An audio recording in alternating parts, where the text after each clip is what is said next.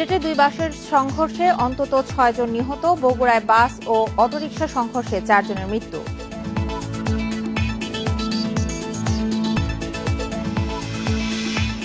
পিকে হালদার ও তার সহযোগীদের প্রায় ৭১ একর জমি ক্রয়ের অনুমতি পেয়েছে দুদক, বাজার মূল্য ১,০০০ কোটি টাকা।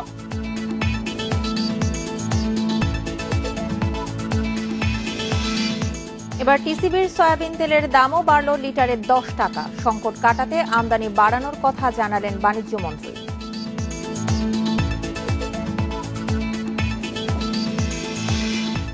পরিবেশ বিপর্যয়ের সংখ্যায়ও নিয়ন্ত্রণে আসছে না পলিথিনের ব্যবহার, ১৯ বছরেও কার্যকর হয়নি নিষিদ্ধের আইন।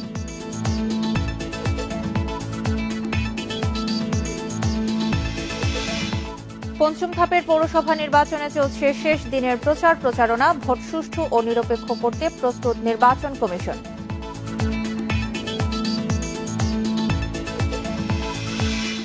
স্বাগত সকাল ৯টার ১ ঘন্টার বিরতিহীন ইন্ডিপেন্ডেন্ট সংবাদে। আপনাদের সাথে আছে আমি সঞ্চারী মজিদ তমা এবং আমি মুজাহিদুল ইসলাম। শুনছিলেন শিরোনাম, চলে যাচ্ছে বিস্তারিত সংবাদে।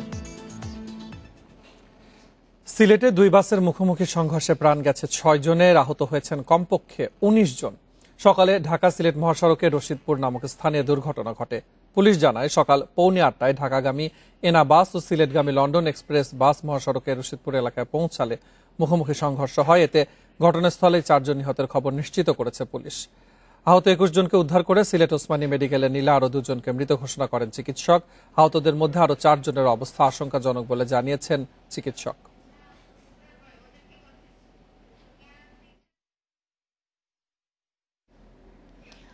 বগুড়ার শাহজাহানপুরে সিএনজি চালিত অটোরিকশাতে বাসের ধাক্কায় ৪ জনের মৃত্যু হয়েছে। ভোরে মাঝিরা সেনানিবাসের সামনে এই দুর্ঘটনা ঘটে।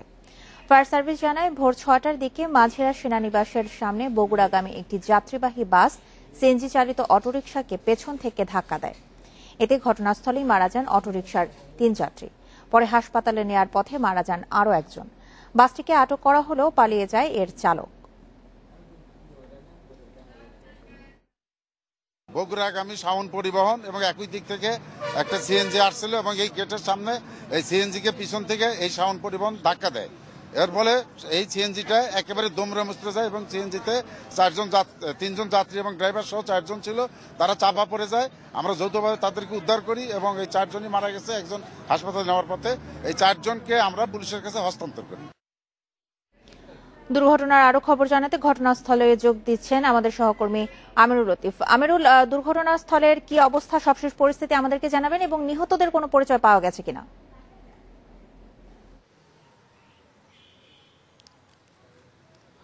হ্যাঁ, দুর্ঘটনাস্থলের অবস্থা এখন ওই জায়গাটুকুতে একদম যান চলাচল স্বাভাবিক রয়েছে। তবে আমি একটু দেখাতে চাই যে সিএনজিটি, সেই সিএনজির চেহারা দেখলেই আসলে বোঝা যাবে যে দুর্ঘটনার ভয়াবহতা কতখানি ছিল।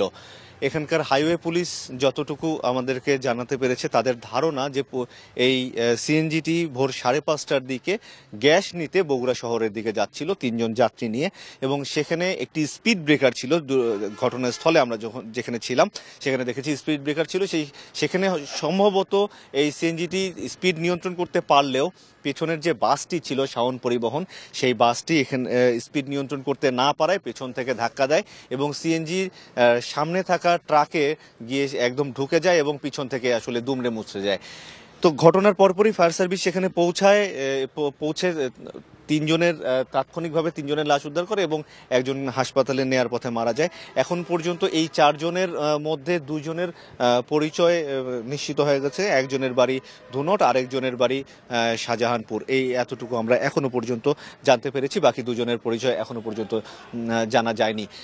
আসলে এই ঢাকা বগুড়া মহাসড়কে এই ধরনের 3 হুইলার চলাচলের যে বিষয়গুলো, সেগুলো অনেকদিন ধরে নিয়ন্ত্রণ করার চেষ্টা করে আসছে আইন শৃঙ্খলা বাহিনী, বিশেষ করে হাইওয়ে পুলিশ, কিন্তু কোনোভাবেই আসলে নিয়ন্ত্রণে আসছে না।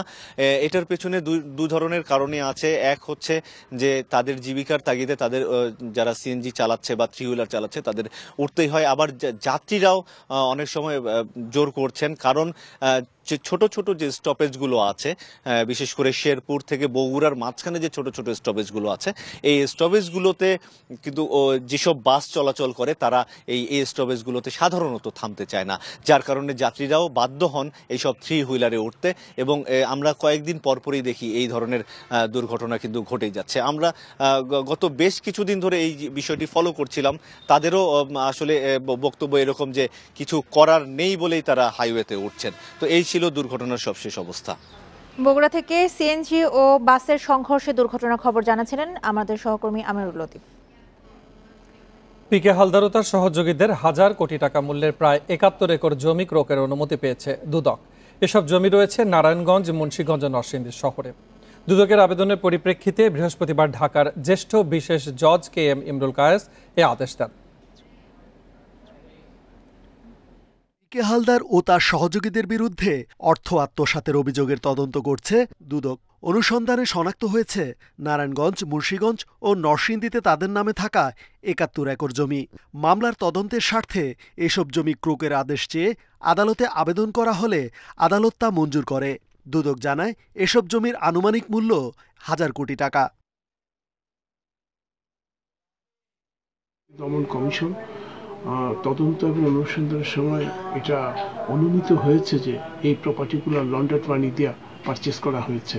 তার সপক্ষে বেশ কিছু বিশ্বাসযোগ্য ক্রেডিবল তথ্যপত্র পেয়েছে এবং তার ভিত্তিতে আদালতে আবেদন করেছে। আদালত সন্তুষ্ট হয়ে মানি লন্ডারিং আইন এবং বিধি অনুযায়ী সেটা জব্দের নির্দেশ দিয়েছে। এর আগে উত্তরায় পিকে হালদারের 10 কাঠা জমি এবং ধানমন্ডিতে একটি ফ্ল্যাট জব্দ করা হয়েছে বলে জানিয়েছে দুদক। বিচারে প্রমাণ করতে পারে এগুলো মানি লন্ডারিং এর মাধ্যমে এই প্রপার্টিগুলো অর্জিত হয়েছে, তাহলে মানি লন্ডারিং আইন 4 ধারা অনুযায়ী এই সব সম্পত্তি রাষ্ট্র বরাবরে বাজেয়াপ্ত হয়ে যাবে এবং যাদের সংশ্লিষ্টতা পাওয়া যাবে পিকে হালদার সহ, এটা যদি প্রমাণিত হয় তাহলে তাদের সর্বোচ্চ 12 বছর এবং সর্বনিম্ন 4 বছর পর্যন্ত দণ্ড হতে পারে এবং সঙ্গে 10 লক্ষ টাকা কমপক্ষে এটা জরিমানা। বেশ কয়েকটি আর্থিক প্রতিষ্ঠান থেকে বিপুল পরিমাণ অর্থ আত্মসাৎ ও পাচারে অভিযুক্ত পিকে হালদার বর্তমানে বিদেশে পলাতক। রেজওয়ানুল হক, ইন্ডিপেন্ডেন্ট নিউজ, ঢাকা। পিপলস লিজিং এর টাকা জনগণের, চোর বাটপারদের নয়। ঋণের টাকা ফেরত না দিলে খেলাপিদের জেলে যেতে হবে, এমন হুঁশিয়ারি দিয়ে হাইকোর্টে বলেছেন মন্ত্রী, MP বা ক্ষমতার দাপট দেখিয়ে ঋণ খেলাপিরা কেউ পার পাবে না। আর্থিক প্রতিষ্ঠান পিপলস লিজিং অ্যান্ড ফিনান্সিয়াল সার্ভিসেসের 137 জন ঋণখেলাপির আদালতে হাজির হওয়ার কথা থাকলেও বৃহস্পতিবার এসেছেন মাত্র 41 জন। হাইকোর্টের কোম্পানি বেঞ্চের বিচারক মোহাম্মদ খুরশিদ আলম সরকার একে একে তাদের বক্তব্য শোনেন। 284 কোটি টাকা খেলাপির বক্তব্য শুনে আদালত তাকে প্রথম কিস্তিতে 5.25 কোটি টাকা ফেরত দেওয়ার নির্দেশ দেন। সেই সঙ্গে বোর্ডের সাথে কথা বলে দ্রুত সব টাকা ফেরত দিতে বলেন। অন্য এক ঋণ খেলাপির বক্তব্যের প্রেক্ষিতে আদালত বলেন, পিপলস লিজিংয়ে টাকা জমা রেখে এখন অনেকেই না খেয়ে রাস্তায় ঘুরে বেড়াচ্ছেন। আদালতে হাজির হয়ে পিপলস লিজিংয়ের সাবেক এক কর্মকর্তা দাবি করেন, উদ্দেশ্য প্রণোদিতভাবে তাকে ঋণ খেলাপির তালিকায় জড়ানো হয়েছে। একটু সিনিয়র পোস্টে ছিলাম আমি থাকলে ওনাদের হয়তো বা ধরেন অনেক যেগুলো ওনারা দুর্নীতি করেছেন সেই দুর্নীতিগুলো আমি বুঝতে পারতাম, কারণ আমি ওই ডিপার্টমেন্টের সেকেন্ড ম্যান ছিলাম, তো আমি বুঝতে পারতাম। তো সেই কারণে ওরা যেটা চাচ্ছে যে আমাকে সরিয়ে দেওয়া হয়েছে এবং অ্যাট দ্য সেম টাইম আমাকে যতটা হ্যারাস করা যায় যাতে করে আমি এইগুলো নিয়েই ব্যস্ত থাকি, ওনাদের যাতে কোনো রকমের সমস্যা আমাকে দিয়ে না হয় আর কি। বাকি ঋণ খেলাপিরা 9 মার্চের মধ্যে হাজির না হলে গ্রেপ্তারি পরোয়ানা জারি হতে পারে বলে জানিয়েছেন আইনজীবী। সেকেন্ড টাইম আরেকটা সুযোগ দেওয়া হবে আসার জন্যে। এতেও যদি না আসে পসিবলি উনি এদেরকে স্পেশাল মেসেঞ্জার দিয়ে আনানোর জন্য আবার নোটিশ সার্ভ করবেন। তাতেও যদি কেউ না আসে স্পেশাল মেসেঞ্জার দিয়েও, তখন উনি পসিবলি ওনাদেরকে অ্যারেস্ট করে আনার ব্যবস্থা করবেন। আদালতের নির্দেশে ঋণ খেলাপিরা কিস্তি দেওয়া শুরু করলে শিগগিরই ভুক্তভোগীরা কিছুটা হলেও আমানত ফেরত পাবে বলে জানান আইনজীবী। ডিপোজিটের টাকা কিছুটা অংশ হলেও পাবেন ইনিশিয়ালি। মাহমুদ শরীফ, ইন্ডিপেন্ডেন্ট নিউজ, ঢাকা। বাজারের পর এবার সরকারি সংস্থা টিসিবির খোলা ট্রাকেও বাড়ল ভোজ্য তেলের দাম। প্রতি লিটারে বেড়েছে 10 টাকা, তবে এরপরও মিলছে না চাহিদা অনুযায়ী। সঙ্গে কিনতে হচ্ছে পেঁয়াজ, চিনি ও ডাল। চাহিদার তুলনায় সরবরাহ কম, তাই অবস্থা দাবি ডিলারদের। আর সংকট কাটাতে আমদানির কথা জানালেন বাণিজ্যমন্ত্রী। বাজারে এমনিতে কয়েক মাস ধরে অস্থির ভোজ্য তেলের দাম। এমন অবস্থায় সীমিত আয়ের মানুষের ভরসা টিসিবি, কিন্তু এখানেও সহজে মেলে না সয়াবিন তেল। তবে দাম বাড়ল টিসিবির সয়াবিন তেলেরও। ট্রাক থেকে আগে 80 টাকা লিটারে কেনা গেলেও এখন কিনতে হচ্ছে 90 টাকা। তাও পাওয়া যাচ্ছে না চাহিদা অনুযায়ী। আবার প্রয়োজন না থাকলেও বাধ্যতামূলকভাবে কিনতে হচ্ছে মসুর ডাল, পেঁয়াজ ও চিনি। এদিকে কেজিতে 5 টাকা বাড়িয়ে মসুর ডাল বিক্রি করা হচ্ছে 55 টাকায়। বাজারের রেট হিসাবে এখানে 10 টাকা বাড়াইছে, আর ওইখানে তো মনে করেন অনেক দাম। মধ্যবিত্ত যারা আছে ওনাদের তো চলা কষ্ট হয়ে যায়। ডিলাররা বলছেন ট্রাক প্রতি 1000 কেজি পেঁয়াজ দিলেও ডাল 200 কেজি, চিনি 500 কেজি ও তেল দেয়া হচ্ছে মাত্র 100 লিটার। যে কারণে তেলের চাহিদা থাকলেও বেশি দেয়া যাচ্ছে না। এখন 100 লিটার করে দিচ্ছে। সামনে রমজান আছে, অত ভোক্তার চাহিদা অনুযায়ী সামনে রমজান আমরা পূরণ করতে পারবো। লোকাল বাজারেও অনেক বৃদ্ধি পাইছে, সে অনুপাতে তো আমরা খুবই কম, একেবারে নগণ্য। আমাদের তেল 90 টাকা লিটার, মানে 450 টাকা 5 লিটার, এটা সহনীয়। এটা যদি আমরা কন্টিনিউ দিতে পারি, আমি মনে করি এটা ভালোই হবে। বিষয়টি স্বীকার করে বাণিজ্যমন্ত্রী বলছেন, বিশ্ববাজারে তেলের বাড়তি দামের কারণে টিসিবিতেও দাম বাড়ানো হয়েছে। তবে রমজানের আগেই টিসিবির বিক্রি কার্যক্রম জোরদার করা হচ্ছে। রোজার জন্য আমরা টিসিবি থেকে একটা বড় পরিমাণ অন্যান্য বছরের তুলনায় ডাবল তেলের ব্যবস্থা করেছি, সেটা রোজার সময় যেন চাপটা কম থাকে। তবে সারা গ্লোবাল মার্কেটেই দাম বেশি হওয়ার কারণে আমাদের দেশে হচ্ছে কমে দেওয়া যাবে না, যেন আর না বাড়ে সেটা আমরা লক্ষ্য রাখছি। দেশে বছরে সয়াবিন ও পাম তেলের চাহিদা প্রায় 20 লাখ টন। Shahid Ahmed, Independent news, Dhaka. সংবাদের এ পর্যায়ে জেনে নেব এ সপ্তাহের বাজার দর। বাজারে ভোজ্য তেলের দাম এখনো নিয়ন্ত্রণে আসেনি। সরকার নির্ধারিত দামের চেয়ে বেশি মূল্যে বিক্রি হচ্ছে রাজধানীর বাজারগুলোয়। বিক্রেতারা বলছেন, পাইকারি বাজার ও মিল গেটের দাম না কমায় খুচরা বাজারে দাম বাড়তি। এদিকে রাজধানীর বাজারগুলোয় 1 মাসের ব্যবধানে বেড়েছে মুরগির দাম, চালের বাজার অস্থির। এ নিয়ে আরও জানাতে রাজধানীর কারণ বাজার থেকে যোগ দিচ্ছেন সহকর্মী শাহিদ আহমেদ। শাহিদ, আমরা যে জিনিসটি দেখছি যে একেবারে ভোজ্য তেলের দামটা কোনোভাবেই নিয়ন্ত্রণে আসছে না, সেক্ষেত্রে বাজারে দাম নিয়ন্ত্রণের জন্য কোনো ধরনের আইন শৃঙ্খলার বাহিনী কাজ করছে কিনা, এবং আজকের গত সপ্তাহের তুলনায় আজকে অন্যান্য পণ্যের বাজার দরে কি ধরনের পার্থক্য লক্ষ্য করছেন? প্রথম কথা দিয়ে শুরু করতে চাই। আপনি কিছুক্ষণ আগে প্রতিবেদনে যেমনটা দেখছিলেন যে বাজারেও কিন্তু ভোজ্য তেলের দাম বাড়তি, এর পাশাপাশি সরকারি যে বিপণন সংস্থা টিসিবির যে খোলা ট্রাকে বিক্রয় হয় সেখানেও কিন্তু 10 টাকা লিটারের দাম বেড়েছে। ঠিক এর প্রতিফলন কিন্তু আমি রাজধানীর অন্য কারণ বাজার সহ অন্যান্য যে বাজার সে বাজারে দেখতে পেরেছি। যেহেতু সাপ্তাহিক ছুটির দিন, অন্যান্য দিনের তুলনায় ক্রেতা সাধন এখানে বেশি, তবে সবার আগ্রহ এবং নজর যদি বলা হয় ভোজ্য তেলের প্রতি, কারণ গত কয়েক মাস ধরে ভোজ্য তেলটা আসলে অসহনীয় পর্যায়ে চলে গেছে এবং মানুষ কিন্তু বাধ্য হয়েই এই বেশি দামে কিনছেন। আপনি যেটা জানাচ্ছিলেন যে বাজারে আইন শৃঙ্খলা রক্ষাকারী বাহিনী কোনো ধরনের তৎপরতা আছে কিনা, কিন্তু এই তৎপরতা যদি আপনাকে বলি, এই ভোজ্য তেল নিয়ে কখনোই কিন্তু বাজারে এই সরকারি সংস্থাগুলোর তৎপরতা চোখে পড়ে না এবং এটা এখনো পর্যন্ত দৃশ্যমান কোনো কিছু হয় না। কারণ এই বিষয়ে বাণিজ্য মন্ত্রণালয় থেকে যে গত কয়েক সপ্তাহ আগে যে বৈঠক হয়েছিল সংশ্লিষ্ট যারা কর্তৃপক্ষ আছে বাণিজ্য মন্ত্রণালয়ের সাথে, অর্থাৎ বিপণনকারী প্রতিষ্ঠানগুলো, তারা যেহেতু বলেছিল যে আন্তর্জাতিক বাজারে দাম বৃদ্ধির জন্য তারা দেশের বাজারে এটা সমন্বয় করছে, তবে এটাও ঠিক যে আন্তর্জাতিক বাজারে তেলের দামটা গত কয়েক মাসের তুলনায় এখন কিন্তু বাড়তি, সেটার ঢেউ কিন্তু দেশের বাজারে রেখেছে। আর গতকালকে যেহেতু আজকে শুক্রবার টিসিবির খোলা ট্রাকের বিক্রি কার্যক্রম বন্ধ, গতকালকে আমি দেখেছি যে আগে যেটা 80 টাকা লিটার অর্থাৎ 400 টাকা 5 লিটারের বোতল পাওয়া যেত, সেই 5 লিটারের বোতলজাত সয়াবিন তেল পাওয়া যাচ্ছে এখন 450 টাকা, অর্থাৎ লিটারে 10 টাকা বেড়েছে। পাশাপাশি মসুর ডালের দামও কিন্তু বাড়িয়েছিল। আর এই মুহূর্তে বাজারে আমি দেখতে পাচ্ছি যে অর্থাৎ কয়েকটা যেই হাতে গোনা যে বিপণনকারী প্রতিষ্ঠানগুলো, সেই ব্র্যান্ড ভেদে কিন্তু 5 লিটার তেলের গায়ে কিন্তু মূল্য তা লেখা আছে 630 থেকে 660 655 টাকায় 5 লিটার বোতল, কিন্তু বাজারে কিন্তু এর তুলনায় অনেক কম দামে পাওয়া যাচ্ছে। যেমন বসুন্ধরা ব্র্যান্ডে যে তেলটা 630 টাকা তাদের গায়ের মূল্য লেখা, তারা কিন্তু বিক্রি করছে 590, 595, 600 টাকা। যে তীর ব্র্যান্ডের যে সয়াবিন তেল সেটা কিন্তু 5 লিটারের বোতল, যে তাদের গায়ের মূল্য লেখা 650 টাকা, তারা কিন্তু এখানে যারা বিক্রেতা তারা কিন্তু 610 টাকায় বিক্রি করছে। এর কারণটা কি? যেহেতু সরকার দাম বেঁধে দিয়েছিল, অর্থাৎ সরকারের পক্ষ থেকে বলেছে এটা সর্বোচ্চ দাম, এর থেকে বেশি নেওয়া যাবে না। যারা বিক্রেতা তারা বলছে যে বিপণনকারী প্রতিষ্ঠানগুলো থেকে তারা কম দামে পাচ্ছেন বলে তারা এটা বিক্রি করছে। পাশাপাশি যে আরেকটা বিষয় জানা যায়, মুরগির বাজারও কিন্তু তেলের পাশাপাশি এই সপ্তাহের ব্যবধানে বেড়েছে। কেজিতে আমরা দেখতে পাচ্ছি 20 থেকে 30 টাকার বাড়তি সোনালী, ব্রয়লার এবং দেশি মুরগির দাম। সামগ্রিকভাবে যদি বলা হয় অন্যান্য পণ্যের দাম বাড়লেও ক্রেতাদের জন্য এখনো অস্বস্তিকর বিষয় হয়ে দাঁড়িয়েছে লাগামহীন ভোজ্য তেলের দামের কারণে। মূলত এই ছিল রাজধানী কাঁচা বাজার থেকে সর্বশেষ। আজকের বাজার দর জানাতে রাজধানীর কারণ বাজার থেকে যোগ দিয়েছিলেন সহকর্মী শাহিদ আহমেদ। সিলেটের রশিদপুরে 2 বাসের সংঘর্ষে 6 জন নিহত হয়েছেন, আহত হয়েছেন কমপক্ষে 19। এই ব্যাপারে বিস্তারিত জানাতে সিলেট থেকে যোগ দিচ্ছেন সহকর্মী মাধব কর্মকার।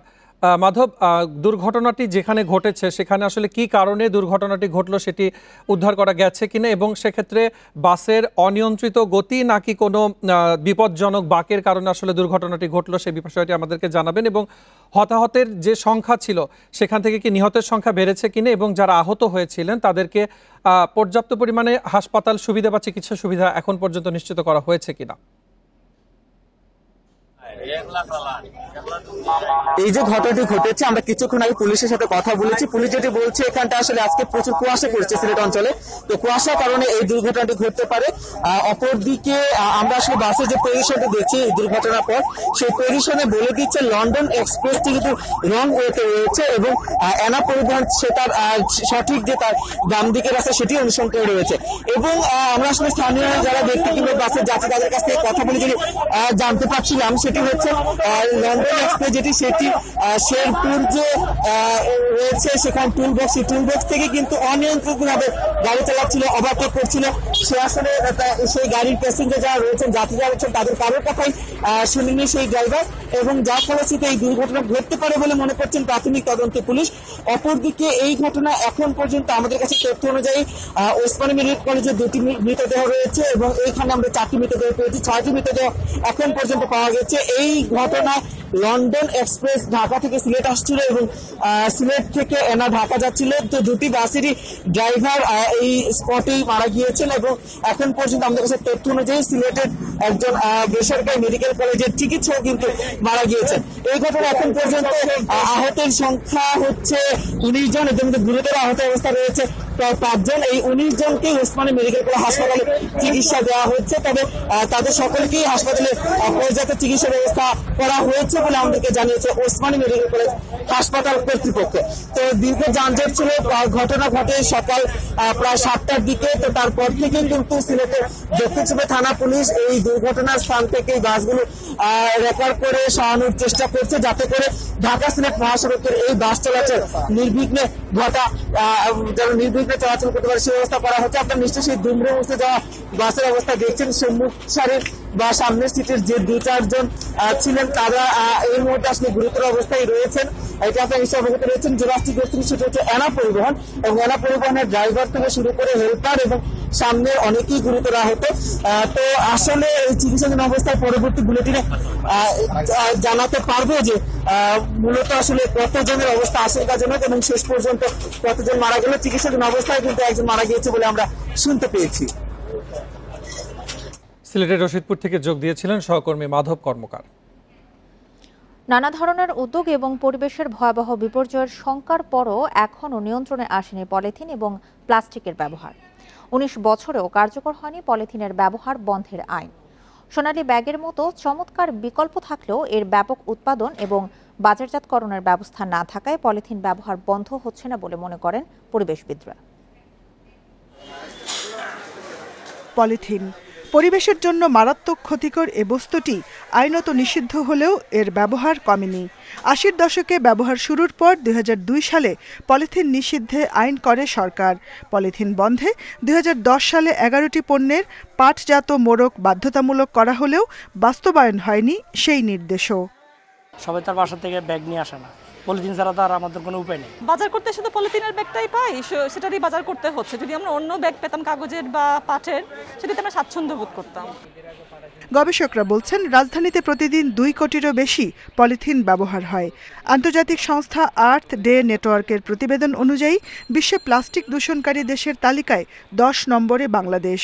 পলিথিন আমদানি বন্ধ হলেও পুরান ঢাকার শতাধিক কারখানায় এখনও উৎপাদন হচ্ছে অবৈধ পলিথিন। বিকল্প না থাকা ও সাধারণ মানুষের সচেতনতার অভাবে পলিথিন ব্যবহার বন্ধ হয়নি বলে দাবি পরিবেশ অধিদপ্তরের। আমাদের বেশ কয়েকটা আমরা পলিসি তৈরি করেছি আগামী এই 5 থেকে 10 বছরের মধ্যে গ্র্যাজুয়ালি কীভাবে আমরা প্লাস্টিক ওয়েস্টকে প্রথমে আমরা ম্যানেজ করব পরিবেশ সম্মতভাবে, পরবর্তীতে এটার ব্যবহারটা কমিয়ে ফেলব। এবং যেটা আমরা 3R স্ট্র্যাটেজি যেটা আমাদের 2010 সালে তৈরি করা হয়েছিল, যে রিডিউস, রিইউজ এবং রিসাইকেল, এই প্রিন্সিপালটা যেন আমরা ভালোভাবে বাস্তবায়ন করতে পারি। অবশ্য পরিবেশবিদরা বলছেন পলিথিনের চমৎকার বিকল্প সোনালী ব্যাগ। পাটের তৈরি স্বচ্ছ, সহজে পচনশীল এ সাশ্রয়ী ব্যাগের ব্যাপক উৎপাদন ও বাজারজাতকরণের ব্যবস্থা করা গেলে পলিথিন ব্যবহার পুরোপুরি বন্ধ করা সম্ভব বলে মনে করেন তারা। পলিথিনের একটি বিকল্প চিন্তা করতে হবে, তার উপযুক্ত একটি বিকল্প হতে পারে ডক্টর মোবারক হোসেন খানের যে সোনালী ব্যাগ আছে সেটি, বা ওই রকম যদি ডিগ্রেডেবল কোনো ব্যাগ যদি আমরা বাজারে সহজলভ্য করতে পারি তাহলে পলিথিন বাজার থেকে বিতাড়িত হবে। 2 থেকে 300 বছরেও নষ্ট না হওয়ায় মাটি ও পানির পাশাপাশি মাছ ও অন্যান্য জলজ প্রাণীর শরীরে ছড়িয়ে পড়ে প্লাস্টিকের কণা, যা শেষ পর্যন্ত পৌঁছায় মানুষের শরীরে। এর ফলে ক্যান্সার সহ নানা জটিল রোগের প্রকোপ বাড়ছে বলে জানিয়েছেন বিশেষজ্ঞরা। Jahanara Parvin, Independent news, Dhaka. মধ্যরাতে শেষ হচ্ছে 5ম ধাপের পৌরসভা নির্বাচন। শেষ মুহূর্তের প্রচারণায় উন্নয়নের নানা প্রতিশ্রুতি দিচ্ছেন প্রার্থীরা। সুষ্ঠু নিরপেক্ষ নির্বাচন অনুষ্ঠানে সব ধরনের প্রস্তুতির কথা জানিয়েছে নির্বাচন কমিশন। 5ম ধাপের পৌরসভা নির্বাচনের ভোট গ্রহণ 28 ফেব্রুয়ারি। নির্বাচনী এলাকাগুলোতে তাই ভোটের আমেজ। শেষ দিনে ভোটারদের মন জয় করতে বিভিন্ন এলাকায় জনসংযোগ করেছেন মেয়র ও কাউন্সিলর প্রার্থীরা। প্রচারণায় নতুন সড়ক, নগরীর উন্নয়ন সহ নানা নাগরিক সুবিধা নিশ্চিতের প্রতিশ্রুতি দেন প্রার্থীরা। আচরণবিধি লঙ্ঘনের অভিযোগ থাকলেও সুষ্ঠু ও নিরপেক্ষ নির্বাচন হলে জয়ের ব্যাপারে আশাবাদী সব প্রার্থী। আমাদেরকে বাধা দিচ্ছে, আমাদের মাইক কালকে বাজার ও কালীগঞ্জের বাজার আটকে রেখেছে। যদি সুষ্ঠু নির্বাচনটা হইতো তাহলে আমরা বিএনপি শতভাগ আশাবাদী ছিল যে বাংলাদেশ জাতীয়তাবাদী দল ধানের শীষ আমরা ঘরে উঠব। সাধারণ মানুষের পাশে আমরা ছিলাম, আছি, থাকবো। সেই হিসাবে আমরা মনে করি যে নৌকা মার্কায় ভোট আমাদের দিবে, এই আশাবাদ আমরা রাখি। ভোটাররা বলছেন সৎ ও যোগ্য প্রার্থীকে নির্বাচিত করতে চান তারা। পৌরসভার মানুষরা এখন আগের চেয়ে অনেক বেশি সচেতন। যে প্রার্থী এই উন্নয়নের ধারাকে অব্যাহত রাখতে পারবে আমরা তার পাশে আছি, তাকে আমরা ভোট দেব। তরুণ ভোটার হিসাবে আমার কাছে এটা প্রত্যাশা যে সুষ্ঠু এবং শান্তি শৃঙ্খলাভাবে ভোট কেন্দ্রে যেন ভোট দিতে পারি। 5ম ধাপের পৌর নির্বাচন অবাধ ও শান্তিপূর্ণ করতে সব ধরনের প্রস্তুতির কথা জানিয়েছে কমিশন।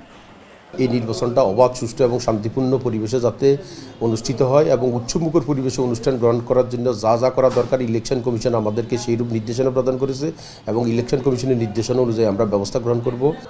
পৌর নির্বাচন সুষ্ঠু করতে প্রতিটি কেন্দ্রে ম্যাজিস্ট্রেট ছাড়াও থাকবে পুলিশ, র্যাব ও বিজিবির টহল। এই সমস্ত কেন্দ্রে যেন ভোটাররা নির্বিঘ্নে এসে ভোট দিতে পারে সেই বিষয়ে আমরা অত্যন্ত সজাগ আছি। 19 জানুয়ারি 5ম ধাপের পৌরসভা নির্বাচনের তফসিল ঘোষণা করা হয়। সোহেলি জাহান, ইন্ডিপেন্ডেন্ট নিউজ ডেস্ক। আপনারা দেখছেন 1 ঘন্টার বিরতিহীন ইন্ডিপেন্ডেন্ট সংবাদ। সংবাদে আরো যা থাকছে। 2000 কোটি টাকা পাচারের মামলায় বরকত রুবেলের 5706 বিঘা জমি। জাতীয় বিশ্ববিদ্যালয় পরীক্ষার নতুন সময়সূচি হলেও মানছেন না শিক্ষার্থীরা। আন্দোলন থেকে সরে আসার আহ্বান শিক্ষামন্ত্রী।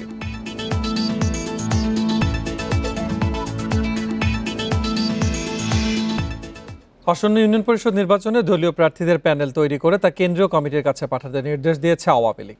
তৃণমূল থেকে পাঠানো ওই প্যানেল থেকে প্রার্থী চূড়ান্ত করবে কেন্দ্র। আওয়ামী লীগের দপ্তর সম্পাদক ব্যারিস্টার বিপ্লব বড়ুয়া জানিয়েছেন, আগামী 11 এপ্রিল প্রথম ধাপে 63 উপজেলা 323টি ইউনিয়ন পরিষদের ভোট হবে। এই নির্বাচনে মনোনয়নের জন্য সংশ্লিষ্ট ইউনিয়ন আওয়ামী লীগকে বর্ধিত সভা করে কমপক্ষে 3 জনের একটি প্যানেল তৈরি করে তা কেন্দ্রে পাঠাতে হবে। ওই প্যানেল তালিকায় জেলা, উপজেলা ও ইউনিয়ন পরিষদের সভাপতি ও সাধারণ সম্পাদক সহ 6 জনের স্বাক্ষর থাকতে হবে। নির্বাচন কমিশনের তফসিল অনুযায়ী নির্দিষ্ট তারিখের মধ্যে এই প্যানেল পাঠাতে হবে। 11 এপ্রিল 323টি ইউনিয়নের নির্বাচনের পর ধাপে ধাপে সারা দেশে প্রায় 4,500 ইউনিয়ন পরিষদের নির্বাচন হবে।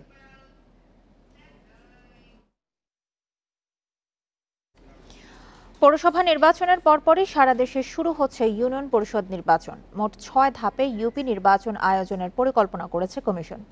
নির্বাচন কমিশনার কবিতা খানম সংখ্যাধীন নির্বাচনের জন্য প্রার্থী, রাজনৈতিক দলগুলোর সহযোগিতা চেয়েছেন।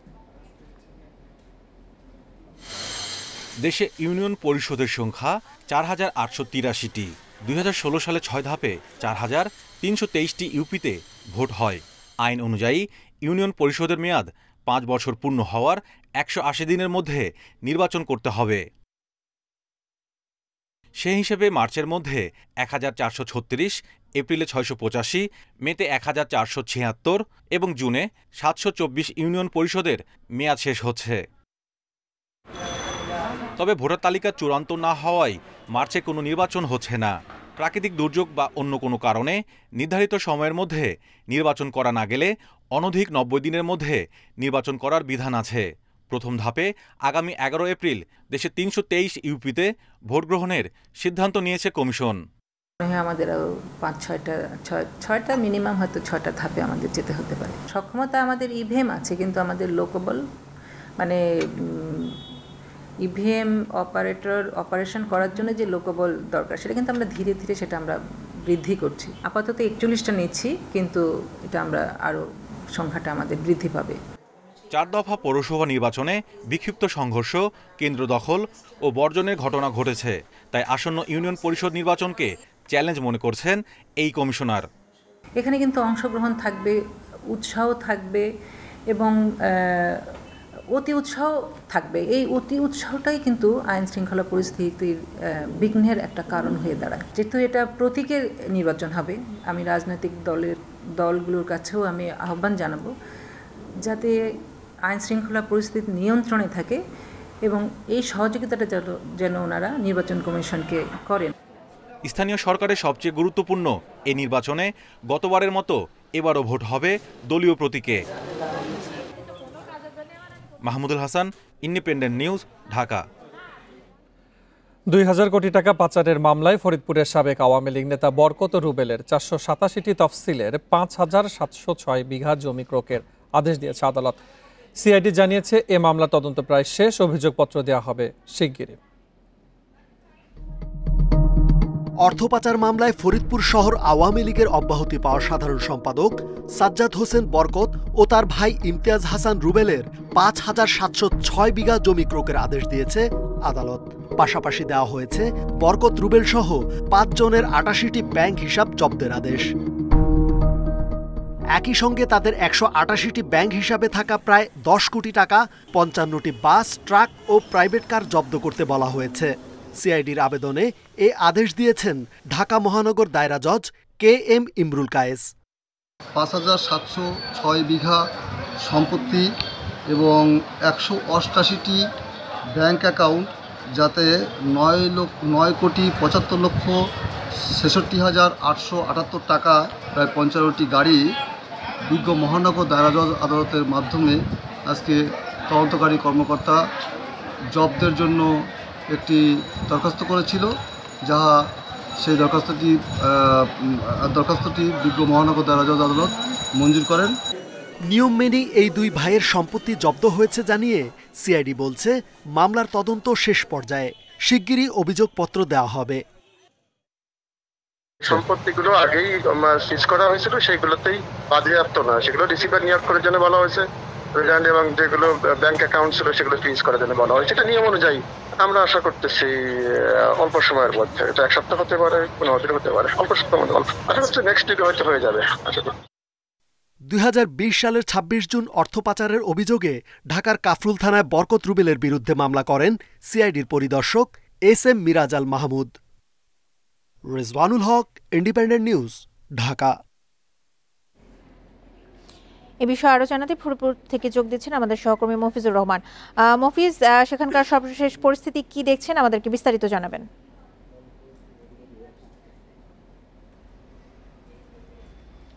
আপনাকে বলে রাখতে চাই যে গতকালকে আদালত যে আদেশটি দিয়েছে, যে আলোচিত রুবেল বরকতের সম্পদ স্থাবর অস্থাবর সম্পত্তি যে ক্রোকের আদেশ দিয়েছে, এই আদেশের খবরে কিন্তু আওয়ামী লীগ নেতাদের, অর্থাৎ যারা দীর্ঘদিনে আওয়ামী লীগ করার রাজনীতি করছেন, তাদের মধ্যে কিন্তু একটু প্রাণ চাঞ্চল্য আমরা দেখতে পেয়েছি। পাশাপাশি আমরা খবর নিয়েছিলাম যে সব অঞ্চল দিয়ে রুবেল বরকত গং অবৈধভাবে জোর করে জমি দখল করেছিল, তাদের মধ্যেও কিন্তু একটা স্বস্তির নিঃশ্বাস এসেছে। আমি কথা বলেছিলাম ফরিদপুরের নর্থ চ্যানেল ডিগ্রিচর এলাকা, যেখানে বিস্তীর্ণ এলাকা জুড়ে রুবেল বরকত গং বিপুল পরিমাণ জমি বৈধ অবৈধভাবে নানা প্রক্রিয়ায় কিন্তু নিয়েছে, অর্থাৎ এমন প্রক্রিয়ায় নিয়েছে যে আমার সম্পত্তি আমি দিতে চাচ্ছি না, সেই সম্পত্তিটাও কিন্তু জোর করে নিয়েছে। যদি সম্পত্তি না দেওয়া হয়, সেক্ষেত্রে বাড়িঘর বুলডোজার ভেঙে দেওয়া হয়েছে, এমন ঘটনাও কিন্তু চরাঞ্চলে ঘটেছে, এমনটি ছিল। আমি কথা বলেছিলাম ফরিদপুরের জেলা আওয়ামী লীগের সাধারণ সম্পাদক সৈয়দ মাসুদের সঙ্গে। তিনি বলেছেন যে আদালতের এই সিদ্ধান্তকে অবশ্যই সাধুবাদ জানায়, কারণ বর্তমান সরকারের ক্ষমতাকে অপব্যবহারের মধ্য দিয়ে রুবেল বরকত যে বিপুল পরিমাণ সম্পত্তির মালিক হয়েছে এবং সম্পদ করেছে, সেটি আদালত কর্তৃক যে ক্রোকে নির্দেশ দিয়ে এসেছে, সেই আদেশটিকে আমরা সাধুবাদ জানাই এবং বলেছেন যে যত দ্রুত সম্ভব মাননীয় আদালত যেন তাদেরকে রায় শাস্তি দিয়ে এবং দৃষ্টান্ত স্থাপন করে সারা দেশের মধ্যে, যে তাদের এই কৃতকর্মের ফলাফল সবাই দেখে যেতে পারে, এমনটি কিন্তু প্রত্যাশা করেছেন। আমি কথা বলেছিলাম ফরিদপুরের পুলিশ প্রশাসনের সঙ্গে রুবেল বরকতের মামলা সংক্রান্ত বিষয় নিয়ে। তারা আমাদেরকে জানিয়েছে যে এই পর্যন্ত রুবেল বরকতের নামে 12টি মামলা হয়েছে। একটি কথা বলে রাখতে চাই, সেটি হচ্ছে রুবেল বরকত কিন্তু গত বছরের 7 জুন গ্রেপ্তার হয় এবং এই গ্রেপ্তারের আগে কিন্তু ফরিদপুর জেলা আওয়ামী লীগের সভাপতি অ্যাডভোকেট সুবল চন্দ্র সাহার বাড়িতে হামলার ঘটনা ঘটে এবং এই হামলার নেতৃত্ব এবং নির্দেশনায় ছিল রুবেল বরকত এবং তার গুন্ডা বাহিনী মূলত সে বাড়িতে হামলা চালায়। এই হামলার পরে একটি মামলা দায়ের হয়, সেই মামলার প্রেক্ষিতে কিন্তু 7 তারিখে রুবেল বরকত সহ ওই দিন 9 জনকে গ্রেপ্তার করা হয় এবং বিপুল পরিমাণ অস্ত্র, নগদ টাকা, মাদক দ্রব্য উদ্ধার করে পুলিশ। এরপরে কিন্তু ঢাকা সিআইডি দপ্তর থেকে মূলত তদন্ত করে 26শে জুন কিন্তু রুবেল বরকতের বিরুদ্ধে আলোচিত যে রুবেল বরকত, তাদের বিরুদ্ধে কিন্তু 2000 কোটি টাকার মানি লন্ডারিং মামলা রুজু করে এবং সেটি তদন্ত করেন সিআইডি, যার প্রেক্ষিতে কিন্তু গতকাল ঢাকা মহানগর দায়রা জজ আদালতে সিআইডি পক্ষ থেকে যে আবেদন করা হয়, সেই আবেদনের প্রেক্ষিতে কিন্তু এই আদেশটি আসে। বরকতের অর্থ পাচার মামলার সবশেষ পরিস্থিতি নিয়ে জানাছিলেন আমাদের সহকর্মী মফিজুর রহমান। জাতীয় বিশ্ববিদ্যালয়ের চলমান পরীক্ষা বন্ধের সিদ্ধান্ত বাতিলের দাবিতে আন্দোলনে অনড় শিক্ষার্থীরা, তবে কোনো সেশন জট হবে না আশ্বস্ত করে আন্দোলন থেকে সরে আসার আহ্বান জানিয়েছেন শিক্ষামন্ত্রী। এদিকে শাহবাগ থেকে আটক শিক্ষার্থীদের ছেড়ে দিয়েছে পুলিশ। 24 মের আগে কোনো বিশ্ববিদ্যালয়ে পরীক্ষা না নেয়ার সিদ্ধান্ত জানায় শিক্ষা মন্ত্রণালয়। এর পরপরই স্থগিত হয় জাতীয় বিশ্ববিদ্যালয়ের চলমান পরীক্ষা। এ সিদ্ধান্তের প্রত্যাহার চেয়ে বৃহস্পতিবার সকালে শাহবাগে জাতীয় জাদুঘরের সামনে অবস্থান নেয়ার চেষ্টা করেন শিক্ষার্থীরা। এ সময় আটক হন বেশ কয়েকজন। পরে জাতীয় গ্রন্থাগারের সামনে চলে বিক্ষোভ। এ সময় পরীক্ষা চলমান রাখার দাবিও জানায় শিক্ষার্থীরা। এক পর্যায়ে শাহবাগ থানার পাশে অবস্থান নিলে তাদের সরিয়ে দেয় পুলিশ। আমাদের পরীক্ষাটা যেন হয়ে যায় সেই দাবিতে আমরা এখানে আসা। এই স্থগিত পরীক্ষা যদি মার্চের 10 তারিখের মধ্যে যদি না নেওয়া হয়, তাহলে আমরা এরপরে যে কর্মসূচি ঘোষণা করব। চলমান পরীক্ষা বন্ধের প্রতিবাদে গার্হস্থ্য অর্থনীতি কলেজের ছাত্রীরা সড়কে নামলে পুলিশের সঙ্গে হয় ধাওয়া পাল্টা ধাওয়া। আমাদের এইভাবে লাঠিচার্জ করলে, এইভাবে মারলো আমাদেরকে, আমরা তো ন্যায্য দাবি নিয়ে আসছি শান্তিপূর্ণভাবে। আমরা 19 সালের পরীক্ষার্থী, আমাদের 21 সাল আজকে পরীক্ষা হওয়ার কথা ছিল আমাদের, কিন্তু আমাদের পরীক্ষা হয়নি। পরে জাতীয় বিশ্ববিদ্যালয়ের শিক্ষার্থীদের কোনো সেশন জটে পড়তে হবে না জানিয়ে শিক্ষার্থীদের আন্দোলন থেকে সরে আসার আহ্বান জানান শিক্ষামন্ত্রী। সকল পাবলিক বিশ্ববিদ্যালয়ের উপাচার্য মহোদয়দের সঙ্গে আলাপ আলোচনা করে সর্বসম্মতিক্রমে গৃহীত সিদ্ধান্ত, সেই সিদ্ধান্ত তারা মেনে নেবেন এবং জাতির বৃহত্তর স্বার্থে এই 3টি মাসের ব্যক্তিগত আমাদের অনেক ক্ষতি যেগুলো হবে সেগুলোকেও মেনে নিয়ে তারা 3 মাস পরে 24শে মের পর থেকে তারা তাদের পরীক্ষা হবে সেটি মেনে নেবেন। এদিকে শাহবাগ থেকে আটক হওয়া শিক্ষার্থীদের ছেড়ে দেয়া হয়েছে বলে জানিয়েছে পুলিশ। নূরে আলম, ইন্ডিপেন্ডেন্ট নিউজ, ঢাকা। দেশের বিভিন্ন নদ নদীর নাব্যতা ফিরিয়ে বাণিজ্য বাড়াতে নানা উদ্যোগ নেওয়া হচ্ছে বলে জানিয়েছেন প্রধানমন্ত্রী শেখ হাসিনা। বলেন, নৌপথে পণ্য পরিবহন না হলে বিশ্ব অর্থনীতি স্থবির হয়ে যেত। নতুন মেরিন ব্যাচের গ্রাজুয়েশনে এসব কথা বলেন প্রধানমন্ত্রী। এ সময় করোনার টিকা নিলেও স্বাস্থ্যবিধি মানতে সবার প্রতি আবারও আহ্বান জানান সরকার প্রধান। মেরিন একাডেমিতে ৫৫তম ব্যাচের ক্যাডেটদের গ্রাজুয়েশন সমাপনীতে অনুষ্ঠিত হয় মুজিববর্ষ গ্রাজুয়েশন প্যারেড। প্রধানমন্ত্রীর পক্ষে নৌ পরিবহন প্রতিমন্ত্রী শ্রেষ্ঠ ক্যাডেটদের পদক দেন। গণভবন থেকে ভিডিও কনফারেন্সে যুক্ত হন প্রধানমন্ত্রী শেখ হাসিনা। বক্তব্যে সমুদ্র অভ্যন্তরীণ নৌপথের গুরুত্ব তুলে ধরে প্রধানমন্ত্রী বলেন, নদ নদীর নাব্যতা ফেরাতে কাজ করছে সরকার।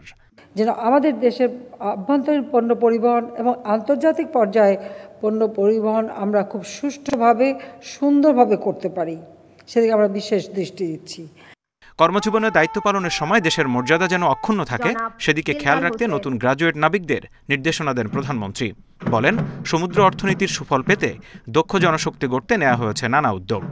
যখন যে দেশে যাবে আমাদের সভ্যতা, আমাদের কৃষ্টি, আমাদের সংস্কৃতি সেটাও আদান প্রদান করতে পারবে এবং অন্য জায়গা থেকে ভালো কিছু শিক্ষা নিয়ে আসতে হবে। নিজ দায়িত্ব সততা, দক্ষতা ও কর্তব্যনিষ্ঠার সাথে পালন করতে হবে, যাতে বিদেশে বাংলাদেশে ভাবমূর্তি উজ্জ্বল হয়। চলমান করোনার টিকা কর্মসূচির প্রসঙ্গ টেনে প্রধানমন্ত্রী বলেন, টিকা দিলেই মনে করবেন না সব সমস্যার সমাধান হয়েছে। নিজেকে সুরক্ষিত রাখুন এবং আপনার সুরক্ষা অন্যকেও সুরক্ষিত করবে। কাজে টিকা দেওয়ার পরে এটা কেউ মনে করবেন না যে আপনাদের সমস্যা সব সমাধান হয়ে গেছে।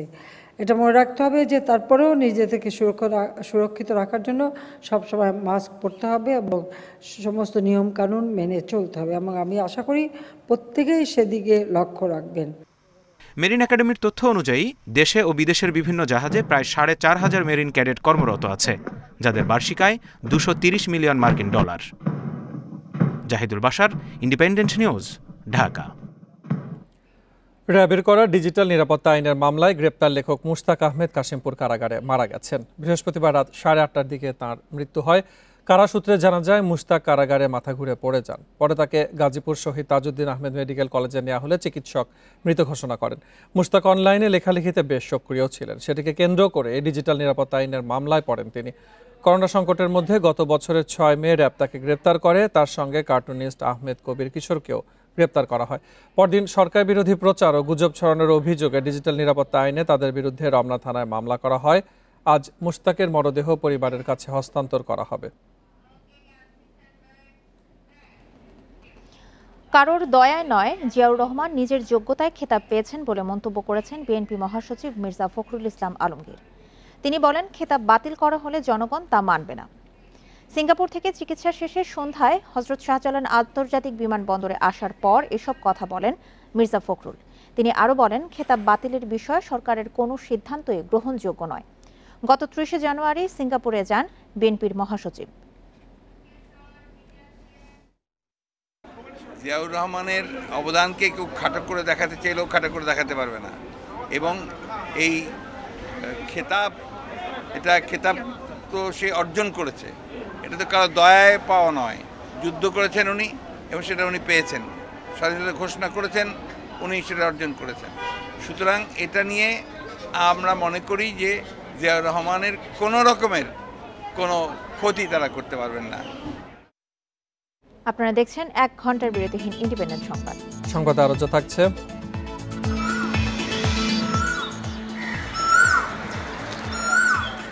ফাল্গুনে উষ্ণতার খোঁজে পরিযায়ী হয় কোকিলের 6 প্রজাতি। ডিম পাড়ে কাক, হাড়ি চাচা পাখির বাসায়।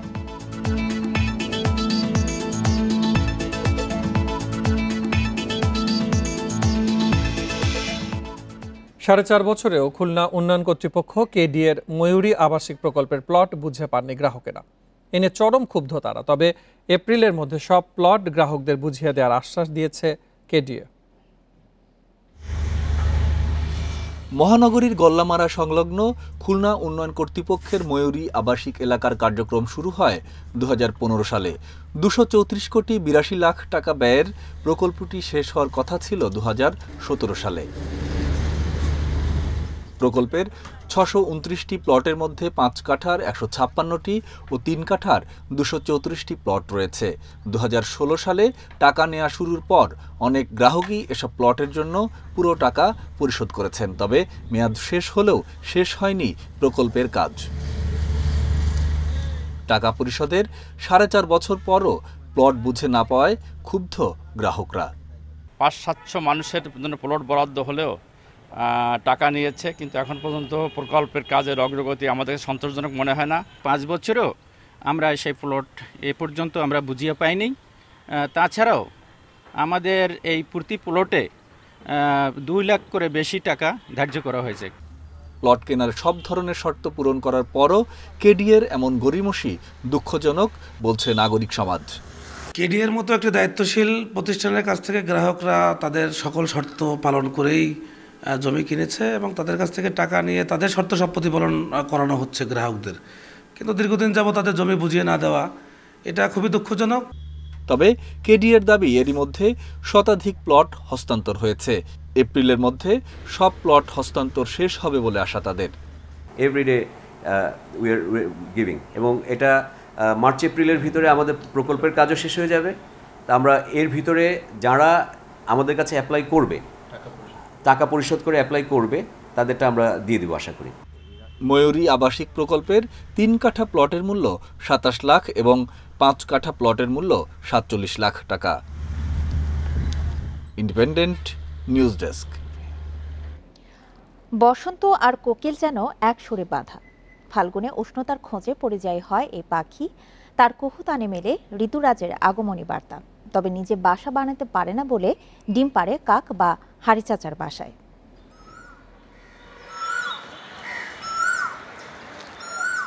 কোকিল বসন্তের দূত। ফাল্গুনের সকাল দুপুর সন্ধ্যা বিরহের সুর জাগে ফুল পাতা আর বাঙালির প্রাণে। দেশে প্রায় সব জায়গায় মেলে কোকিলের দেখা। ভালোবাসে গাছের মগডালে পাতার আড়ালে থাকতেই। ফেব্রুয়ারি এপ্রিল প্রজনন মৌসুমে নারী সঙ্গীর মন জোগাতে ডাকে পুরুষ কোকিল। প্রাণীবিদরা জানাচ্ছেন, দেশে থাকা 20 প্রজাতির কোকিলের মধ্যে 14টি স্থায়ী বাসিন্দা, 6টি পরিযায়ী। আগে থেকে বাসা খুঁজে রাখে। দ্বিতীয়টা হলো দুজনের মধ্যে একজন গান গাইতে থাকে, ও এনগেজ রাখে, আর একটা হলো যে ওই অপরচুনিটি খোঁজে কখন বাসা ঢুকবে, একটা ডিম সরিয়ে ফেলবে, ফেলে দিবে, ভেঙে ফেলবে। নিজে বাসা বানাতে পারে না বলেই কোকিলের ছানা ফোটে কাক, হাড়ি চাচা বা শালিকের বাসায়। তবে প্রজননের সময় এক বলে কাকের বাসায় তার বেশি পছন্দ। পালক বাবা মায়ের কাছেই সে ছানার বড় হওয়া। যখন বড় টড় হয়ে যায় তখন কিন্তু আবার ওর গায়ে স্পট দেখা যায়। কাকের বাচ্চার মতো না তাকে, তারপরেও কাক কিন্তু ওকে ফেলে দেয় না। একদম যখন বড় হয় এবং যখন পর্যন্ত খুব নমনীয় থাকে, মানে প্যারেন্টসদের কাছে খুব নমনীয়ভাবে খাবার গ্রহণ করে। কিন্তু যখন যথেষ্ট বড় হয়ে যায়, ফ্লাই করতে পারবে, উড়াল দেওয়ার যোগ্য হয়ে যায়, তখন আর বদার করে না। হরিয়াল, হাড়ি চাচা, রাজধনেশ, ময়না বা বসন্ত বাউরি বিপন্ন হলেও এখনো ভালো আছে চিরবাউল কোকিল। বসন্তে যার কুহুতানে মুখরিত হয় বাংলার প্রকৃতি। Shahriar Anirban, independent news, Dhaka. দেশে করোনা আরও 5 জনের মৃত্যু হয়েছে, এর মধ্যে পুরুষ 4 এবং নারী 1 জন। এনে মোট প্রাণহানি হল 8,384 জনের। 214টি ল্যাবে 24 ঘন্টায় 15,560 নমুনা পরীক্ষায় করোনা শনাক্ত হয়েছে 410 জনের। পরীক্ষা বিবেচনায় শনাক্তের হার 2.63%। বৃহস্পতিবার স্বাস্থ্য অধিদপ্তরের বিজ্ঞপ্তিতে জানানো হয়, দেশে মোট করোনা আক্রান্তের সংখ্যা দাঁড়ালো 5,44,954 জন। সুস্থ হয়েছেন আরও 957 জন। এনে মোট সুস্থ 4,94,755 জন। এদিকে সারা দেশে আজ করোনা টিকা নিয়েছেন 1,81,439 জন। এ নিয়ে মোট টিকা গ্রহণ করেছেন 28,50,940 জন।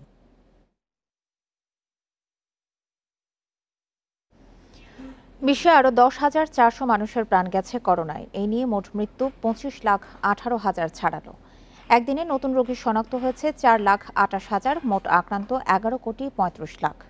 ব্রাজিলে গত 24 ঘন্টায় 1500-র বেশি মৃত্যু নিয়ে মোট মৃতের সংখ্যা 2.5 লাখ ছাড়িয়েছে। অন্যদিকে মৃত্যুর দিক দিয়ে শীর্ষে থাকা যুক্তরাষ্ট্রে বৃহস্পতিবার 2300 মানুষ করোনায় মারা গেছে। আইভরি কোস্টে 5 লাখ ভ্যাকসিন ডোজ পাঠিয়েছে ইউনিসেফ। ফ্রান্সে ও ইতালিতে বেড়েছে বিস্তার। এদিকে আফ্রিকা ও লাতিন আমেরিকায় অক্সিজেন সংকট দেখা দিয়েছে।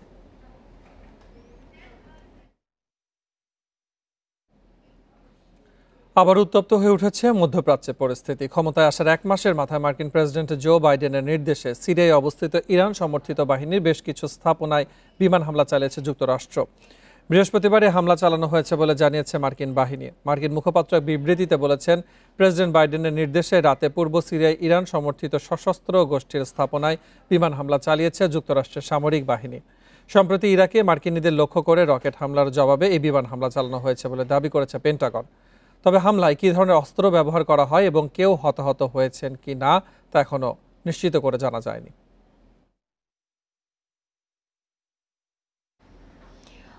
মিয়ানমারে গণতন্ত্রপন্থী বিক্ষোভকারীদের ওপর হামলা চালিয়েছে সেনা সমর্থকেরা। বৃহস্পতিবার ইয়াঙ্গুনে সেনা অভ্যুত্থান বিরোধীদের ওপর অস্ত্র ও ছুরি নিয়ে হামলা চালায় তারা।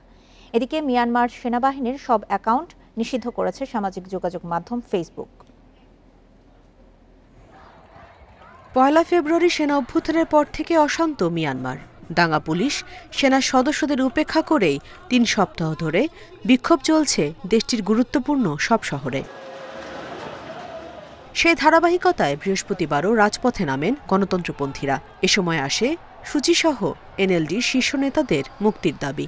তবে ইয়াঙ্গুনে বিক্ষোভরতদের ওপর হঠাৎ করেই হামলা চালায় সেনা সমর্থকরা। ছুরি, মুগুর ও গুলতি নিয়ে এ হামলা চালানো হয় বলে জানিয়েছে বার্তা সংস্থা রয়টার্স। ভিডিও ফুটেজে দেখা গেছে একটি হোটেলের সামনে এক ব্যক্তিকে ছুরিকাঘাত করছেন সেনা সমর্থকেরা। এদিকে অভ্যুত্থানের পর থেকে প্রাণঘাতী সহিংসতার ঝুঁকি বাড়ায় মিয়ানমারের সেনাবাহিনীর ফেসবুক ও ইনস্টাগ্রাম পেজ মুছে দিয়েছে কর্তৃপক্ষ।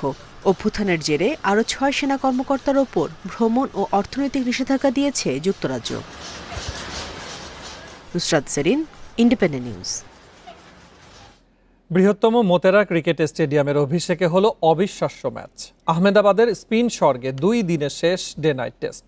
10 উইকেটে ম্যাচ জিতে সিরিজে এগিয়ে গেছে ভারত। দ্বিতীয় ইনিংসে 81 রানে গুটিয়ে যায় ইংল্যান্ড।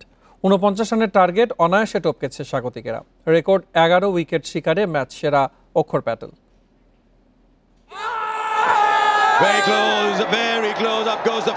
প্রথম দিনই অবিশ্বাস্য কিছুর আভাস দেয়, কিন্তু দৃষ্টিনন্দন মোতেরা স্টেডিয়ামের ডে নাইট টেস্ট 2 দিনেই শেষ হবে সেটা হয়তো কেউই ভাবেনি। দিনের শুরুটা লিচের হাত ঘুরে, পরবর্তীতে পার্ট টাইমার জো রুটের আবির্ভাব। দুজনে মিলে ধসিয়ে দেন ভারতীয় ব্যাটিং অর্ডার। 145-এ গুটিয়েও টিম ইন্ডিয়ার স্বস্তি 33 রানের লিড। মাত্র 8 রানে রুটের 5 উইকেট শিকার, রেকর্ডও বটে। টেস্টের সবচেয়ে কৃপণ বোলার হিসেবে এই কীর্তি।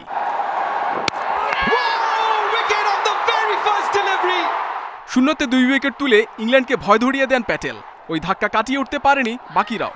মিডল অর্ডারের অল্প প্রতিরোধ কেবল কোহলিদের লক্ষ্য খানিকটা বাড়িয়েছে। অক্ষর, অশ্বিন আবারও তাদের দুর্বোধ্য স্পিনে ঘায়েল করেছেন অতিথিদের। 7 ব্যাটসম্যান আউট 1 অঙ্কে। 30 ওভার 4 বল স্থায়ী ইনিংসের সংগ্রহ মোটে 81। ভারতের বিপক্ষে তাদের সর্বনিম্ন। আবারও 5 উইকেট নিলেন অক্ষর। টানা 3 ইনিংসে এই কীর্তি। আর ডে নাইট টেস্টে 11 উইকেট নিয়ে সবার ওপরে তিনি। অশ্বিনও পৌঁছেছেন ল্যান্ডমার্কে। দ্রুততম 400 উইকেট শিকারে কেবল মুরালীধরনই তার উপরে। 49-এর টার্গেট দিয়ে অঘটন আকাশ কুসুম কল্পনা মাত্র। ভারতও ম্যাচ জিতেছে অনায়াসে। রোহিত গিলের জুটি লেগেছে 46 বল।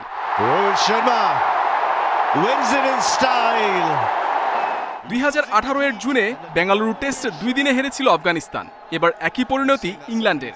সিরিজে 2-1-এর লিড ভারতের, তাতে টেস্ট চ্যাম্পিয়নশিপের ফাইনালের পথে কোহলিরা।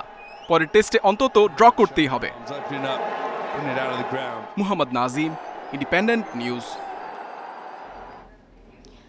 ইউরোপা লিগের রাউন্ড অফ 32 থেকে বিদায় নিল লেস্টার সিটি। স্লাভিয়া প্রাগের কাছে 2-0 ব্যবধানে হেরেছে দ্য ফক্সেস। অন্যদিকে ড্র করেও অ্যাওয়ে গোলের সুবিধা নিয়ে শেষ 16তে ম্যানচেস্টার ইউনাইটেড ও এসি মিলান। প্রথম লেগে প্রাগের মাঠে গোলশূন্য ড্র নিয়ে ফিরেছিল লেস্টার, কিন্তু ঘরের মাঠে অঘটনের শিকার ব্রেন্ডন রজার্সের দল। দ্বিতীয়ার্ধে 2 গোল হজম করে ছিটকে গেছে আসর থেকে। অন্যদিকে ওল্ড ট্রাফোর্ডে নিজেদের মেলে ধরতে পারেনি ম্যান ইউনাইটেড। নিষ্প্রাণ ড্রতে শেষ হয়েছে সোসিয়েদাদ ম্যাচ। প্রথম লেগে 4-0 গোলের সুবিধা নিয়ে রাউন্ড অফ 16-এ উঠেছে রেড ডেভিলস।